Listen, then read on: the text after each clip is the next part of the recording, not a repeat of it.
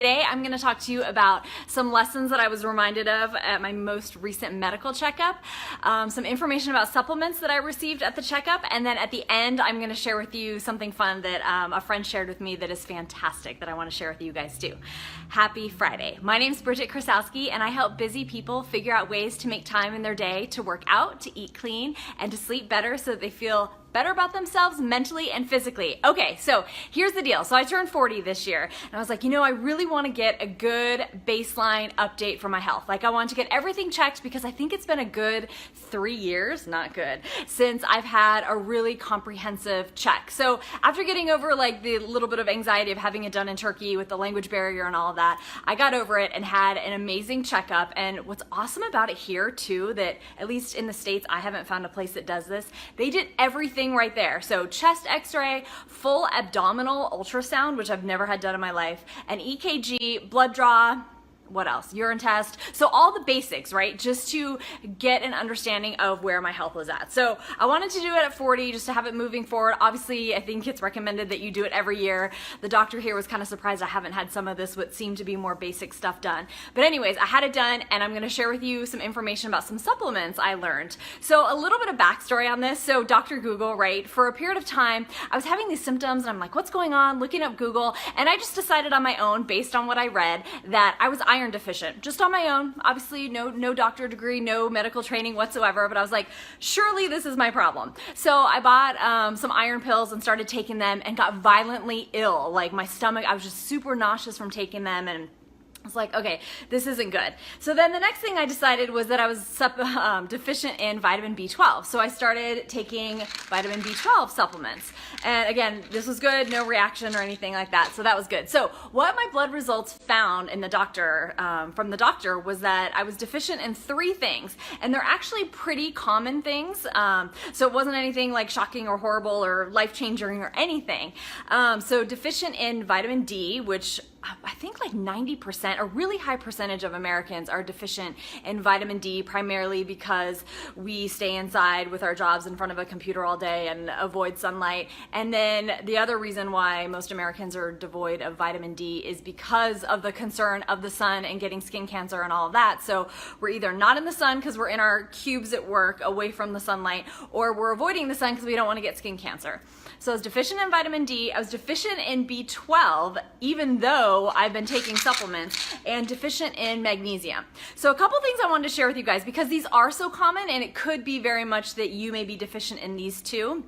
So obviously the number one place to get like your vitamins and minerals is from food, right? So, but if you can't do that as completely as you need to from food alone, oftentimes you need supplements. So what I learned is that pills are not always the most absorbent way to get your supplements. So what I learned from the doctors here is that for both vitamin D and B12, he prescribed a spray that I do under my tongue once a day, because that absorbs much better, much more quickly than your standard pills do.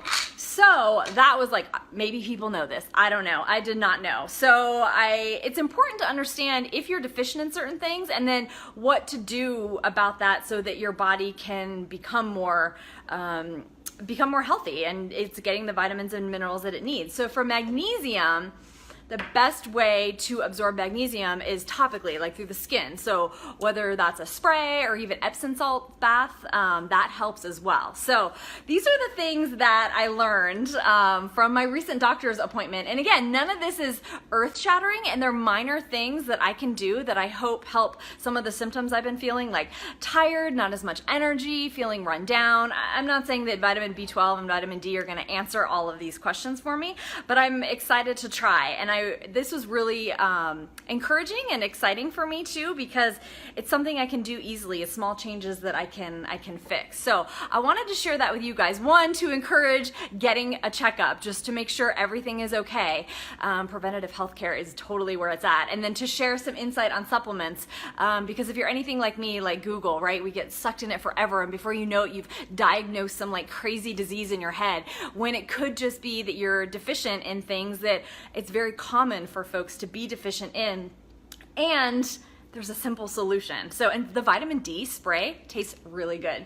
So that's what I wanted to share with you guys today on my video. The other thing I wanted to share, and I think this is gonna be more of interest to the ladies who may be watching, is this amazing product that was introduced to me by a friend. Can you see this? So it's called Nux. I don't know if I'm pronouncing it right. And it's a French product and it's dry oil. So I love the idea of like coconut oil on my skin because it's so good for your skin, but it leaves you all greasy and it gets all over your clothes and it's disgusting. So this stuff smells amazing. You spray it on and it dries up immediately, but it has the same benefits of like a coconut oil and it makes your skin super soft and it smells amazing. And now that a friend told me about this product, I'm seeing it all over Ankara. So it's not a Turkish product. Like I said, it's Paris, so it says Paris on it, so it's French.